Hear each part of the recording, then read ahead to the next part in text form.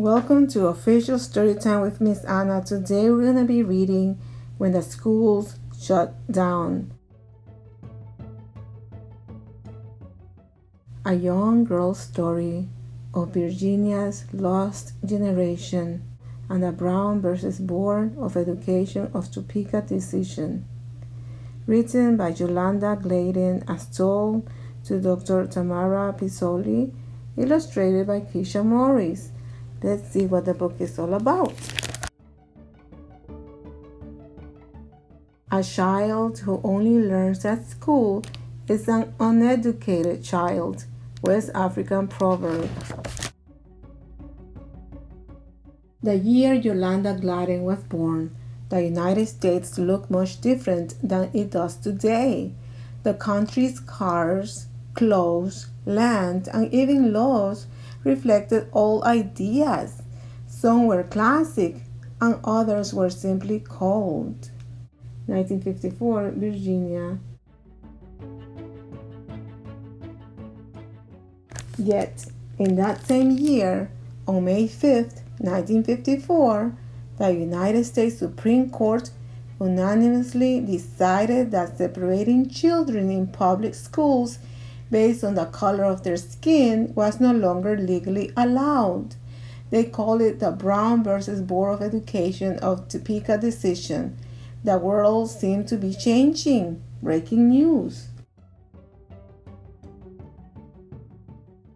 And in Farmville, Virginia, Carrie Jefferson's world was growing. Yolanda was the first of Mama Carrie's 3 children. She was born with beautiful brown skin and a crown of coily deep brown hair.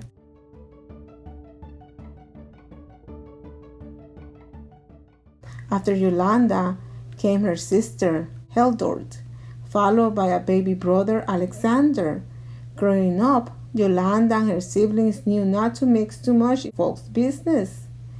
They had their own business to mind, like collecting firewood, setting the table for dinner, and making up fun games to play between chores.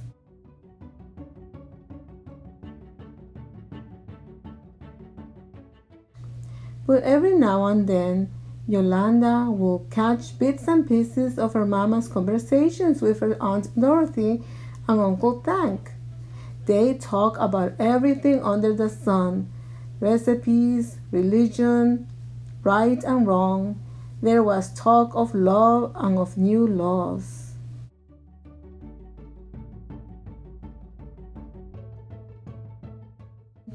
In fact, Yolanda picked up a lot from paying attention to her family, her friends, and people in her neighborhood. She learned how to swap 5 cents for a Mary Jane from Uncle Tank's convenience store. Yolanda would slurp down her favorite fizzy drink with such speed and satisfaction that Uncle Tank nicknamed her Soda. She learned that a new hairdo could make anyone look and feel like a queen at Aunt Magnolia's beauty salon.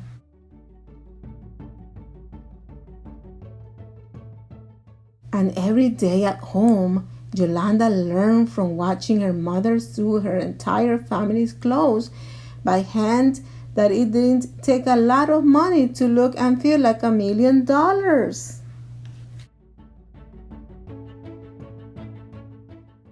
Watching her family members taught Yolanda how to carry herself. Head high, shoulders back, spine straight, proud. You count every voice. Today is now. The most important lessons came on Sunday mornings at First Baptist Church. Yolanda heard Bible stories of conflict and struggle, trouble and triumph. These same stories demonstrated power, resilience, faith, and love. She will sit wedged between her mother and siblings, listening to the tales of David and Goliath, Moses, Jonah, and Jesus Christ.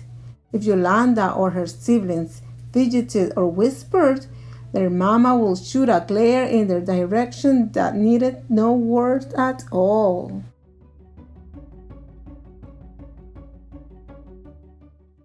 As she grew, Yolanda noticed the world around her was divided into distinct colors, black and white.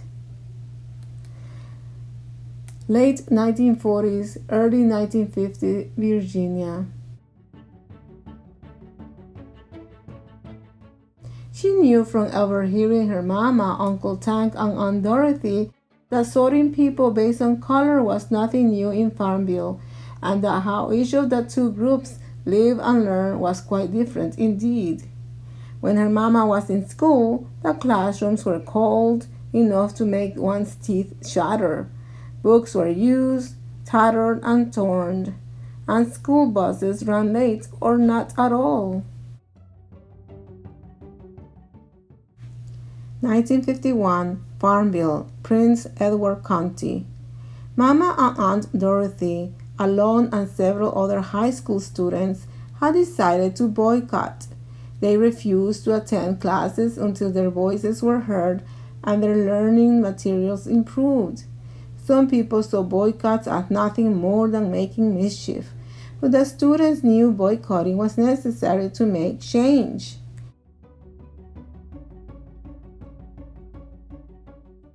Change can be speedy or steady or incredibly slow. When Yolanda's mama and Aunt Dorothy graduated from high school in 1953, the conditions of public schools in Prince Edward County were still separate, still unequal, and still unfair. 1959, Virginia. Yolanda didn't fully understand all the conversations she overheard. But in 1959, 4 years after the Brown versus Board of Education decision was made, she knew it was finally her turn to start school. The new integration law was supposed to be a step in the right direction, but by the time the first official day of classes rolled around, everything had changed again in Prince Edward County.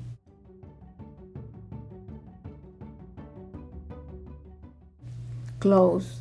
White lawmakers demanded to keep children in Yolanda's town sorted by color, and to make sure they got their way, they shut down each of the public schools in Prince Edward County one by one. How could Yolanda go to school when there was no school to go to? It was then that Yolanda learned that because a law is legal doesn't mean it is just. And just because a law exists doesn't mean everyone will follow it.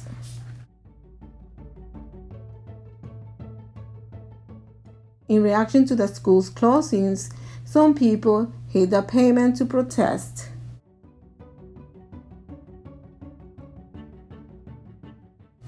Others hid the books.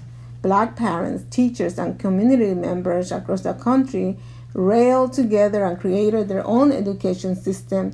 They started schools and learning centers just for them. Black children of all ages met in church basements and even at one another's homes to attend school. From early morning to mid-afternoon, classes were in session. Education was their right, and absolutely no one could keep them from learning, knowing, and growing. Yolanda wore the outfits her mother had sewn for her and showed up daily to her new school at First Baptist Church. She was one of about 20 students from ages 5 to 11. The students worked with the few materials they had, some borrowed and others barely functional. Yolanda and her classmates studied the 3 R's: reading, writing, and arithmetic.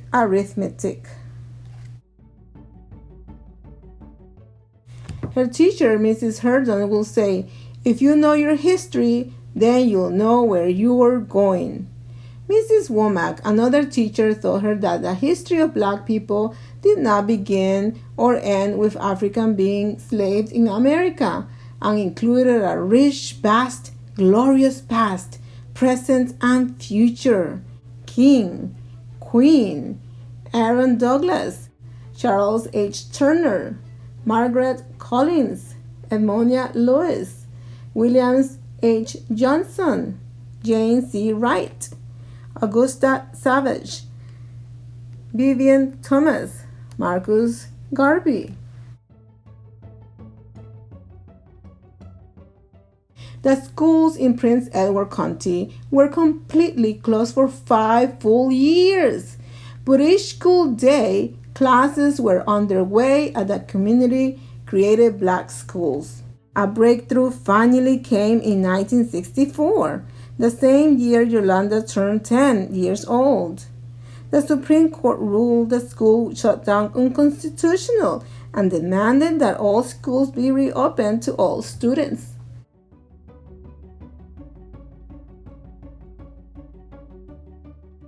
In the new classes at the Prince Edward School, black and white students were able to learn the same material in the same classrooms at the same time.